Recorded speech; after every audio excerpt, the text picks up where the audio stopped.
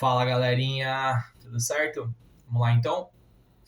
Vídeo de revisão aí da avaliação 1 da segunda etapa, tá?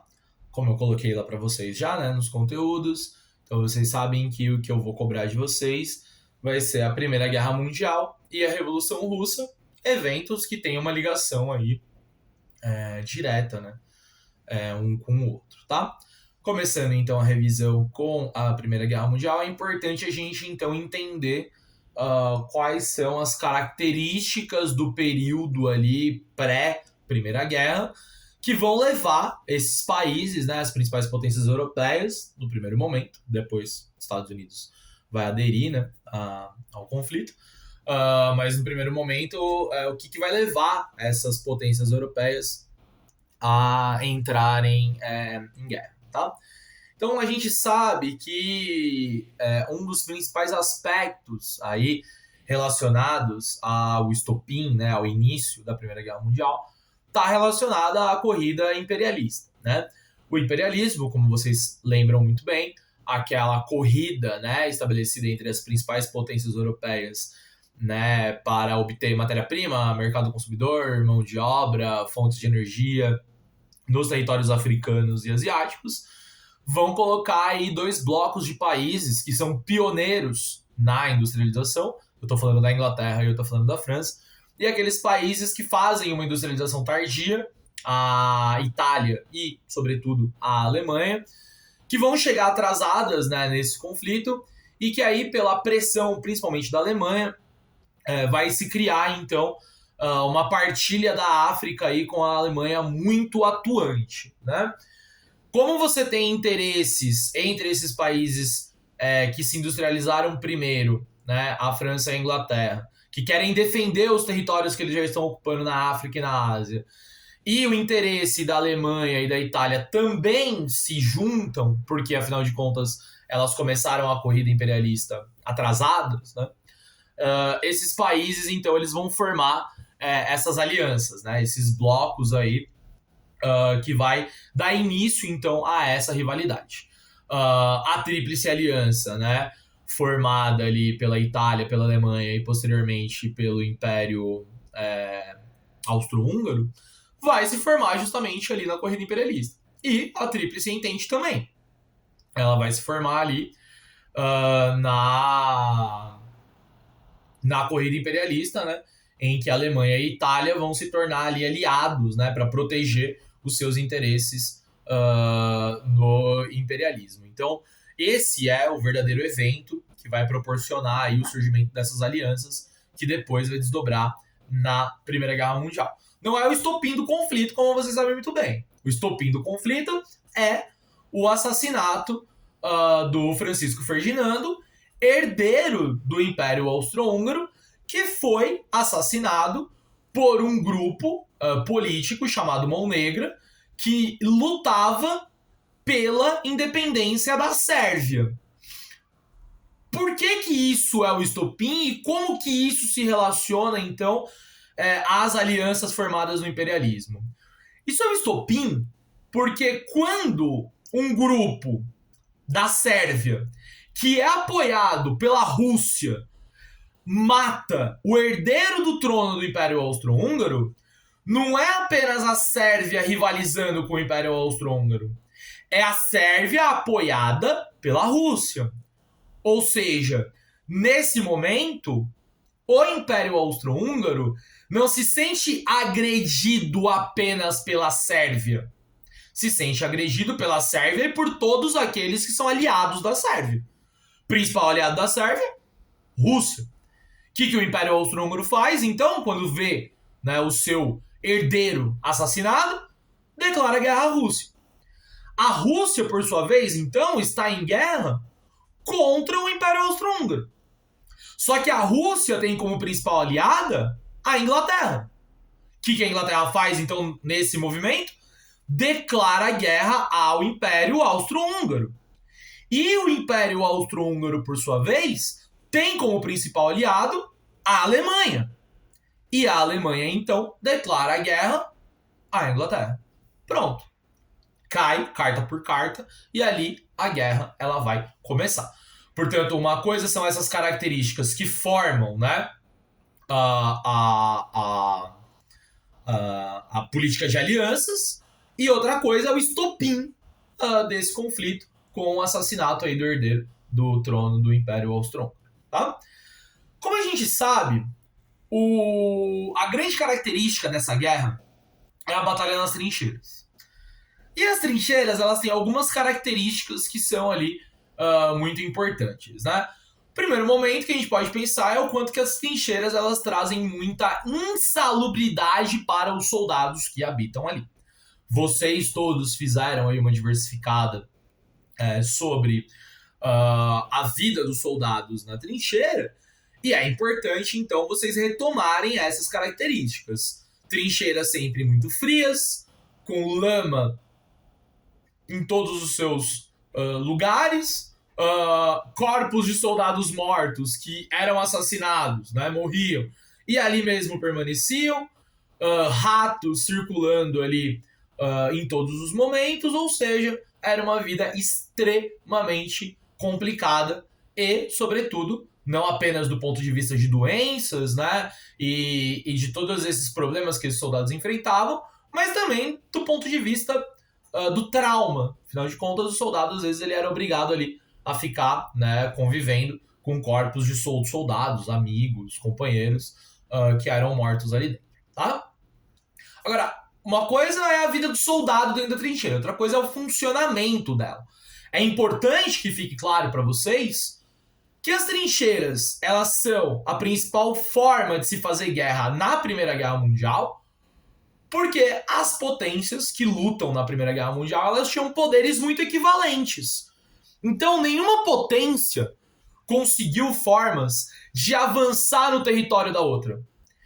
E, assim, as trincheiras, elas representam uma forma de você se guarnecer dos ataques, evitar que muitos soldados morram, e também manter a sua posição.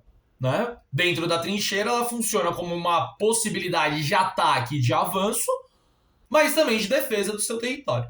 Então, por esse equilíbrio de forças, é que as trincheiras elas vão ali funcionar, né, durante a Primeira Guerra Mundial.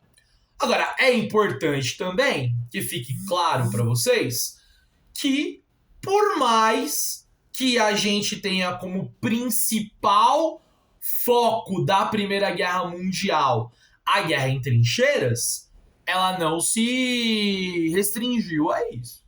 Outras formas de conflito aconteceram. Vocês sabem muito bem que nesse momento, né, começam então os primeiros ataques a navios, por exemplo, né? E essa guerra, digamos assim, mais no mar, ela tem uma função muito importante. O ataque aos navios, ela tinha como objetivo impedir que as trincheiras fossem abastecidas, seja de armas, seja de munição, seja de alimento. Qual é a lógica dessas potências? Vou atacar os navios que abastecem as trincheiras, para enfraquecer as trincheiras. E se as trincheiras se enfraquecerem, fica mais fácil conseguir vencer a guerra. Tá claro? Um outro aspecto que também é importante da gente pensar sobre a Primeira Guerra Mundial é o significado da guerra para as mulheres e o papel desempenhado pelas mulheres nesse conflito. O principal aspecto que as mulheres trazem, ou o que modifica a vida das mulheres nesse conflito, é que pela proporção que a Primeira Guerra Mundial toma, né, um conflito dessa magnitude, desse tamanho, dessa proporção, muita gente vai pra guerra. Gente, inclusive, que não era nem soldado. Gente que trabalhava lá nas fábricas e que se vê obrigado, por uma convocação, a pegar em armas e ir para a guerra. Quando essas pessoas fazem esse movimento de pegar em armas e ir para a guerra, os postos de trabalho dentro das fábricas vão ser abastecidos pelas mulheres. Afinal de contas, a grande maioria dos homens estava envolvida nesses conflitos. Isso é muito interessante de pensar, porque não se pode deixar esses postos de trabalho desguarnecidos. Um pouco porque a economia não pode parar, e outro porque essas indústrias, muitas delas, vão parar a produção do que eles faziam, dos outros produtos, né? E vão começar a fazer, então, coisas para guerra, seja munição, seja armadura, seja bota, coturno, capacete, enfim, vestimento de maneira geral, vai ser feito dentro dessas indústrias. Então, o papel das mulheres durante a Primeira Guerra Mundial é ocupar os postos de trabalho dos homens que vão para a guerra. Seja para fazer coisas para a guerra, seja para que a economia continuasse ali minimamente resistindo, né? Para que esses postos de trabalho não ficassem completamente ali sem ninguém. Tá? Agora, a gente sabe que, além disso, as mulheres elas tiveram também outras funções. Então, a gente analisou durante as aulas algumas imagens de mulheres, por exemplo, servindo como enfermeiras, né? Função importante durante a Primeira Guerra Mundial, como mensageiras, né? Levando informações e mensagens de um pelotão para o outro, trabalhando às vezes como espiãs, trabalhando às vezes diretamente, né? Cumprindo funções militares diretamente no conflito. Tá? Então, por mais que a principal função das mulheres durante a Primeira Guerra Mundial tenha sido a ocupação dos postos de trabalho nas indústrias, substituindo os homens que estavam na guerra, elas também vão ter outras funções mais diretamente ligadas, né, ao conflito. Claro? E aí, então, a gente chega, né, em 1917, ainda durante a Primeira Guerra Mundial, quando a gente tem ali uma redefinição da guerra, né, principalmente pela entrada dos Estados Unidos no conflito, que vai pender ali para o lado, né, da Entente, e a saída da Rússia, que em 1917 passa, né, por uma revolução dentro do seu próprio país. A gente pode pensar, então, que a Rússia já tinha certas características que acabaram levando aquele país a fazer uma revolução das proporções que foi feita em 1917. A principal característica vem lá do czarismo, um governo extremamente autoritário, muito próximo à monarquia, que governava para as classes dominantes da Rússia, a nobreza russa e a igreja ortodoxa da Rússia, e que oprimia, de várias formas, os trabalhadores industriais russos, né? Uma indústria ainda pouco importante, mas ainda assim alguns operários já existiam na Rússia e eram muito oprimidos, ganhavam muito pouco, passavam muitas necessidades, muita fome. E os camponeses, né, que eram basicamente servos, né, que não possuíam terras e que tinham que trabalhar entregando a maior parcela da sua produção para o czar, né, para abastecer, então, essas classes dominantes. Então, quer dizer, quando a gente vê essas características, a gente pensa que a Rússia já é um barril de pólvora, porque tem um sistema muito opressor e também porque tem essa desigualdade social muito severa.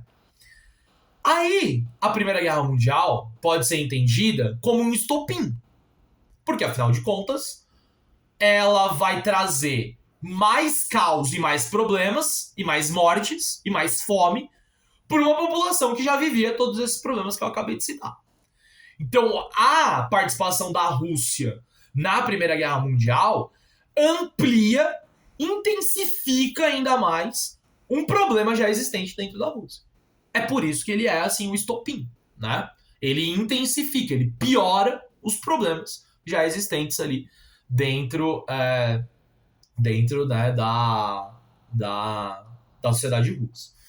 E é assim, então, né, que essas classes dominadas, lideradas ali, né, pelo partido bolchevique, né, pela figura do Lenin, mas por outros líderes ali, né, que vão aderir aí ao longo do século XIX e do XX ao comunismo, eles vão, então, fazer uma revolução em que essas classes dominadas, né, os operários, os camponeses, liderados, né, por esses líderes revolucionários aí ligados ao marxismo, né, ligados ao comunismo, vão aí tirar do poder, né, o czar, a nobreza e também a burguesia, né, e também a igreja do poder na Rússia. Claro?